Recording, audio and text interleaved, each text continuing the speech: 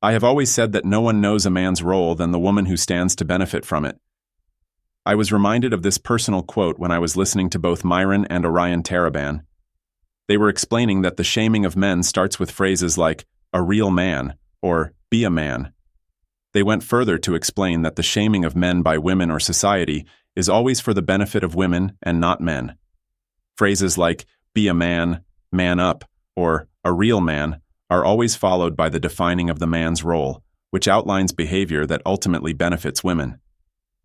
During their conversation, Myron asserts that when men finally want to live life for themselves and do things that benefit them, they are shamed in a very subtle manner, which entails labeling their behavior as a midlife crisis. Orion points out to Myron that the irony of a midlife crisis is that it happens to men who always followed the rules and have always lived their lives to benefit others, and we know that others tends to be women.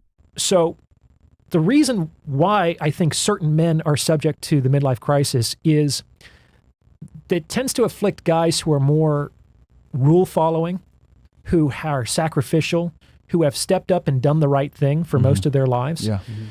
And I think they get to this point where they realize, oh, how much time do I have left? And they think, my whole life I've been doing what other people have told me to do. I've done what I should have done. I've been a good boy. I've gone to school and I did what my teacher said. I've gone to work and I've done what my employer said. And then I've served my wife and my children dutifully for sometimes 10, 20 years. Yeah.